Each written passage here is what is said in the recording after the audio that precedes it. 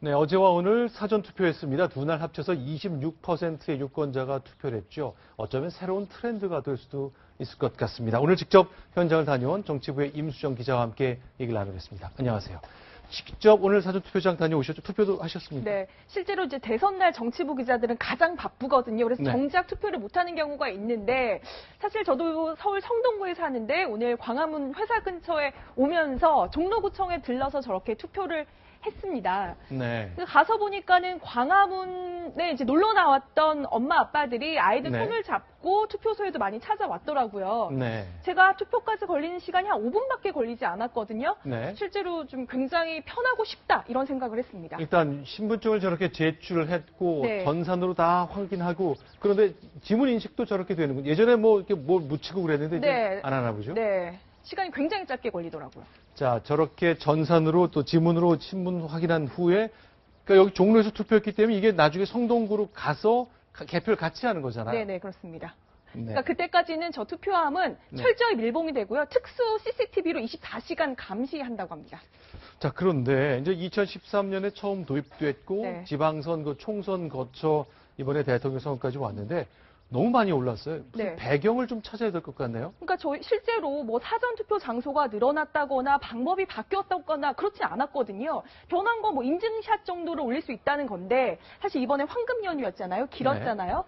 어디선지 자기가 사는 거주지에 상관없이 근처에서 가깝게 공항에서 역에서 투표를 할 수 있었다는 점이 좀 작용을 했고요. 실제 선거날은 자기가 사는 그 읍면동에서만 투표를 해야 되잖아요. 네. 근데 이번 사전투표 같은 경우는 이제 곳곳에 마련된 사전투표소에서 아무 때나 가서 이렇게 투표를 할 수 있었다. 이 점이 좀 작용을 했습니다. 지금 보시는 것처럼 사전투표 10% 초반이었는데 26%다. 네. 2배 이상 늘어난 겁니다. 네. 기술적으로도 좀 쉬워졌고 어떻게든 자기가 빨리 반드시 투표에 네. 참여하기 위해서 그런 의지가 좀 반영된 걸로 봐야 되겠죠. 네, 실제로 이제 촛불 전국을 이제 국민들이 그 탄핵 정국을 이끌었다고 생각을 하기 때문에 내가 정치를 바꾸고 싶다라는 의지가 작용을 했고 이번에 이제 4분의 1 정도, 그러니까 4명 중에 1명이 사전 투표를 한 건데 이게 대선날 투표를 못하기 때문에 오늘 가서 투표를 한 게 아니라 이미 마음을 정한 거죠. 이미 마음을 정한 유권자들이 빨리 투표소에 가서 실행에 옮겼다. 이렇게 분석할 수 있겠습니다. 근데 지역적으로 보니까요, 결국 26%가 투표한 최종 결과를 보면 세종시가 가장 높았지만 어제만 보면은 전남이 가장 높았고 대구가 가장 낮았거든요. 그래서 오늘 저희가 현장 취재를 했죠. 네. 왜 그랬을까? 실제 지역 유권자들의 이야기를 들어봤거든요. 대구와 전남 유권자들을 채널A가 직접 만났습니다. 보수표들이 지금 국산대 따져가지고 큰 관심이 좀 적은 것 같아요. 2번을 찍을까, 또 4번을 찍을까 생각해요. 누굴 찍을까 망설이는 사람들이 많이 있다고 봐요. 전남 사람들이 정치에 관심이 많고 현 정권을 바꾸고자 하는 의지가 강하기 때문에 시국이 혼란해서 이번에는 반드시 정권을 바꿔서 바로 잡아야 한다.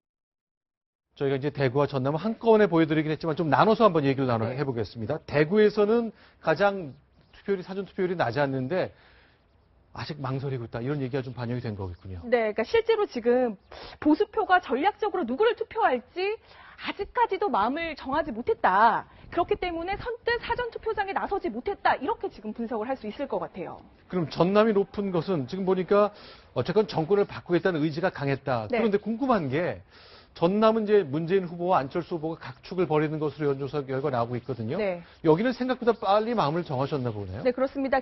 안철수, 문재인 이 두 구도가 아주 오랫동안 이제 형성이 되어 왔고, 뭐 2강 체제를 왔다가 뭐 1강 체제를 가긴 했지만 이미 호남 지역에서는 두 사람 중에 하나는 마음의 선택을 끝냈다. 그래서 투표장으로 갔다. 이렇게 볼 수 있겠습니다. 알겠습니다. 일단 26%라는 걸 기록했고 어쩌면 대선 날짜가 앞으로는 여러 날짜가 되는 경우도 될 수 있을 정도로 높은 관심을 보였다는 점 기억해야 될 것 같습니다. 임수정 기자와 함께했습니다. 고맙습니다.